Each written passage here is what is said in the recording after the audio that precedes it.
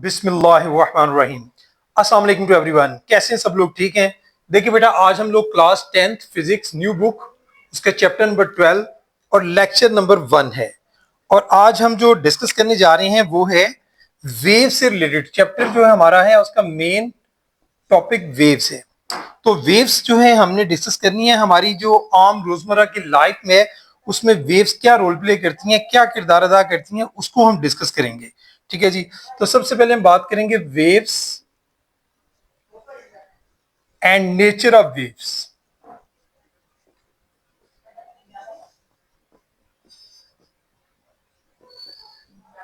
देखें जी, अब वेव्स क्या हैं? वेव्स बेसिकली देखें, मैं आपको ये ड्रॉ करके दिखाता हूं लाइक दिस। ये देखें,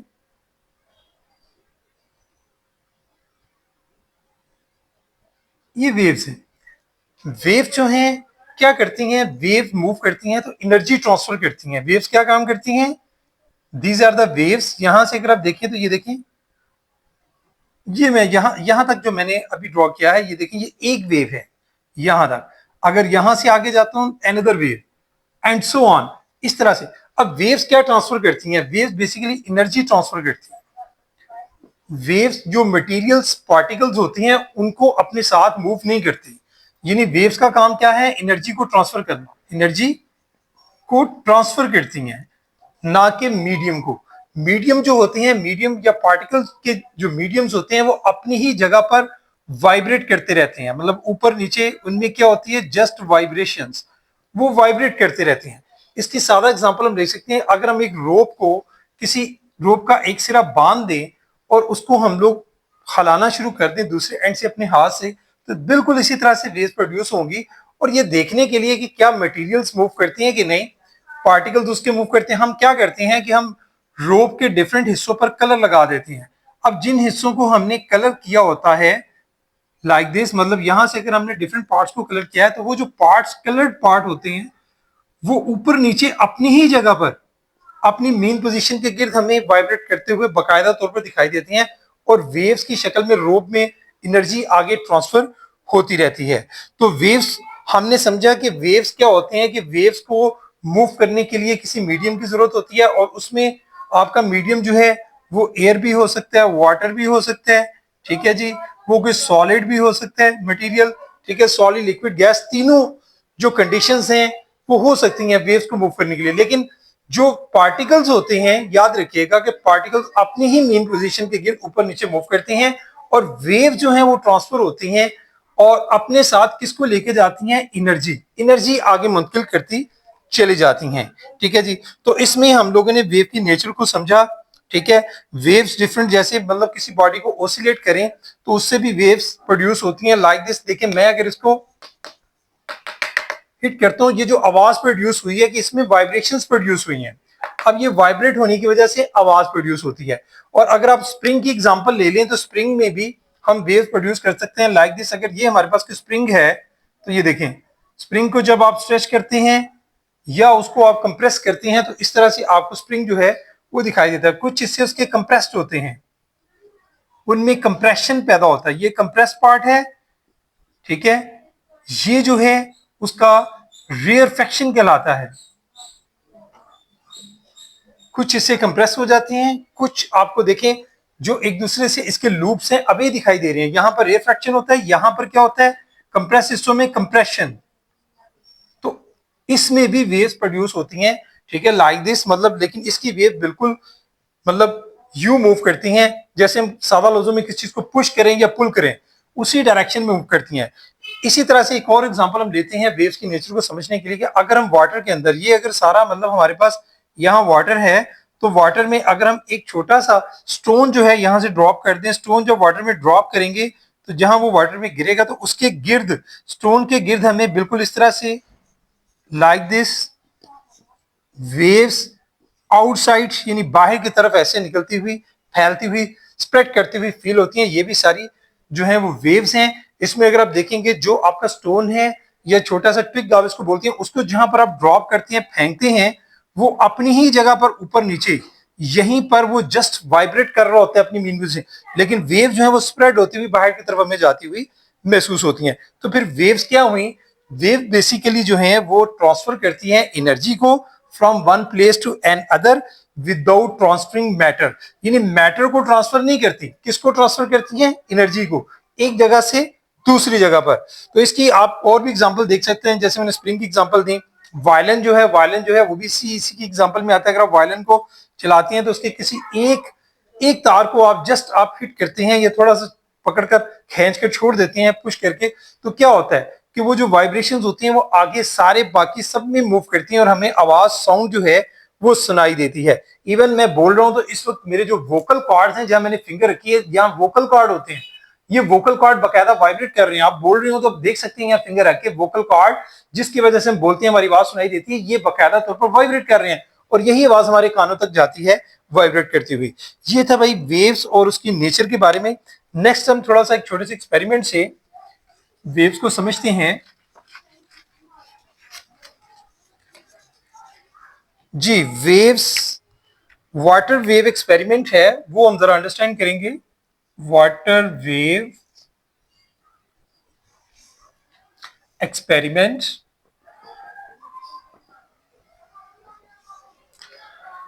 टू डेमोन्स्ट्रेट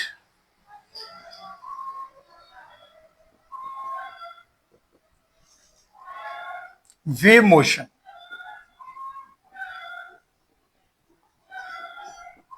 जी, हम वाटर वेव एक्सपेरिमेंट जो है उसको अंडरस्टैंड करने लगे हैं कि जिससे वेव मोशन को हम समझ सकेंगे। इसके लिए हम क्या करते हैं, हम एक रिपल टैंक जो है उसको एक्सपेरिमेंट के लिए यूज करते हैं। रिपल टैंक क्या होता है? रिपल टैंक बेसिकली एक ट्रे होता है, समझने के लाइक दिस, ग्लास का बना हुआ होता है ये आमतौर पर, ठीक है। और इसको हम लोग जो है लाइक दिस, इस तरह से हम लोग जो है इसको, ये जो ग्लास आपको दिखाई दे रहा है, समझ लें कि एक टेबल जो है उसके ऊपर इसको फिक्स किया हुआ होता है और ये जो ग्लास आपको सारा मटेरियल दिखाई दे रहा है, इसके अंदर यहाँ पर एक समझने की ग्लास का एक टप होता है, ठीक है, ट्रे या टब आप इसको बोल सकते हैं। इसके अंदर हमने क्या भरा होता है? इसके अंदर वाटर होता है, ये सारा इसके अंदर क्या है जी? वाटर। अब हम क्या काम करते हैं कि इसके साथ हम लोग जो है यहाँ पर एक मोटर जो है वो हम इसके साथ लगाते हैं, ठीक है। मोटर जो है उसको किस तरह से, मतलब यहाँ पर अगर हम एक स्टैंड ले लेते हैं, ठीक है, ये हमारे पास एक समझिए कि स्टैंड है, ठीक है, ये है हमारे पास स्टैंड। तो हमने इसकी मदद से जो है एक यहाँ पर मोटर जो है वो अटैच की होती है। ये हमारे पास क्या है? ये इलेक्ट्रिक मोटर है। इलेक्ट्रिक मोटर की सप्लाई जो है वो आगे हम दे देते हैं, किसी भी स्विच बोर्ड के साथ इसको सप्लाई दे दी जाती है। This one is electric motor, electric motor.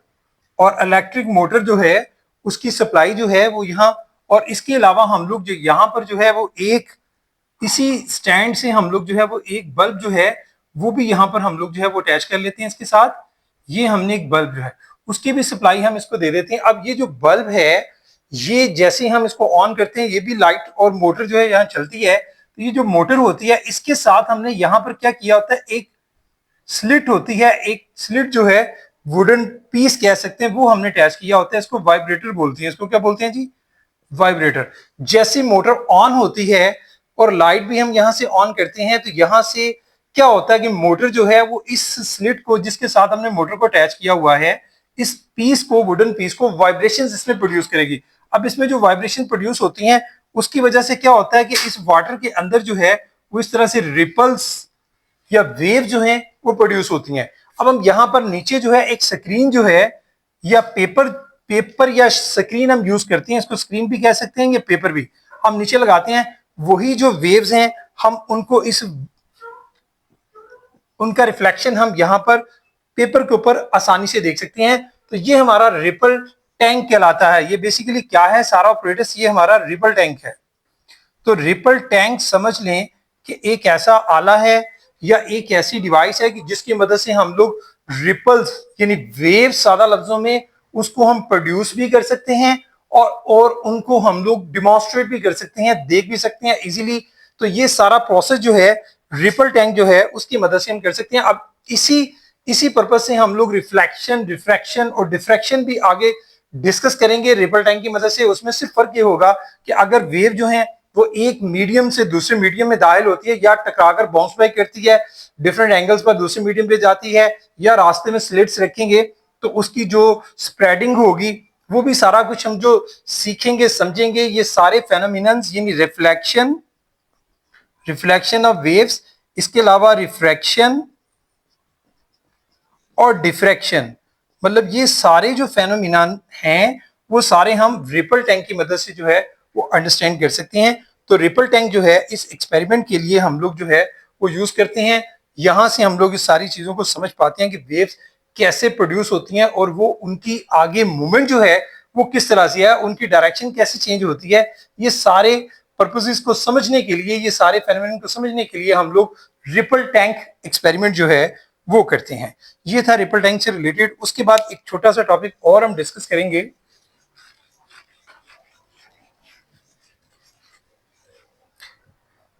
Types of waves. तो टाइप्स ऑफ वेव्स पे बात करेंगे हम। किस पे बात करेंगे जी? Types of waves. Types of waves जो है वो टू टाइप्स होती हैं। फर्स्ट टाइप होती है मैकेनिकल वेव्स। मैकेनिकल वेव्स ऐसी तमाम वेव्स को कहेंगे जिनको मूव करने के लिए क्या रिक्वायर्ड है, यानी ट्रांसफर होने के लिए उन्हें रिक्वायर्ड होता है मीडियम। मीडियम रिक्वायर्ड होता है उन्हें, यानी मीडियम के बगैर जो आपकी मैकेनिकल वेव्स हैं मूव नहीं कर सकते। मीडियम जो है वो कोई भी हो सकता है, मीडियम सॉलिड भी हो सकता है, लिक्विड भी हो सकता है, ठीक है जी, और मीडियम जो है वो गैस की फॉर्म में भी हो सकता है। लेकिन मीडियम अगर रिक्वायर्ड नहीं होगा, मीडियम मौजूद नहीं होगा, तो मैकेनिकल वेव्स जो है वो ट्रांसफर नहीं हो सकती। यानी मैकेनिकल वेव्स को मूव करने के लिए, ट्रांसफर होने के लिए, एनर्जी को ट्रांसफर करने के लिए मैकेनिकल वेव्स को क्या रिक्वायर्ड है? मीडियम।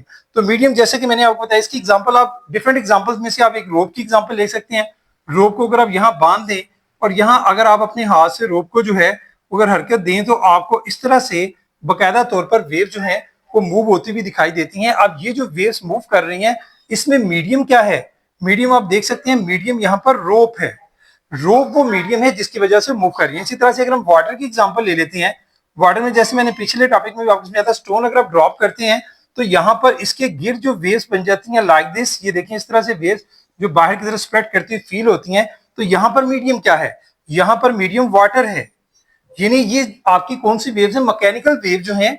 आप देख रहे हैं कि इसी तरह से अगर आप वायलिन की एग्जांपल ले लेते हैं तो वायलिन में जो है, जो आपका वायलिन होता है उसमें जो वायर्स होती हैं, वायर्स मीडियम होता है।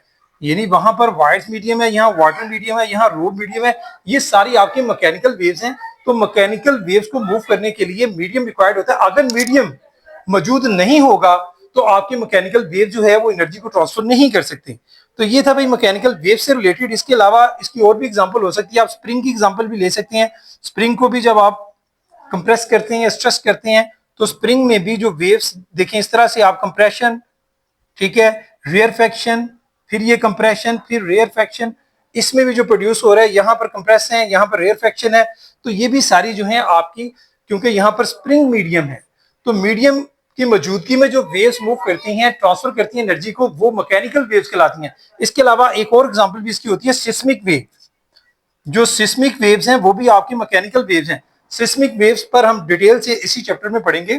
सिस्मिक वेव बेसिकली अर्थक्वेक की वजह से, ठीक है, जो जलजले वगैरह आते हैं, या फिर वॉल्केनोस की वजह से भी हो सकती हैं, लैंडस्लाइडर की वजह से, यानी सिस्मिक वेव जो हैं वो प्रोड्यूस होती हैं बेसिकली अर्थक्वेक की वजह से। और ये भी वेव्स आपकी, क्योंकि मीडियम वहां भी रिक्वायर्ड है, मीडियम मौजूद होता है, तो मीडियम की मौजूदगी में जितनी भी वेव्स प्रोड्यूस होती हैं वो सारी आपकी मैकेनिकल वेव्स कहलाती हैं। अब हम बात करेंगे सेकंड टाइप। सेकंड टाइप इसकी होती है इलेक्ट्रोमैग्नेटिक वेव्स। सेकंड टाइप है वेव्स की जी इलेक्ट्रोमैग्नेटिक वेव्स। इलेक्ट्रोमैग्नेटिक वेव्स क्या होती हैं? इलेक्ट्रोमैग्नेटिक वेव्स ऐसी वेव्स हैं, नो मीडियम रिक्वायर्ड, इन्हें किसी भी किस्म के मीडियम की जरूरत नहीं होती।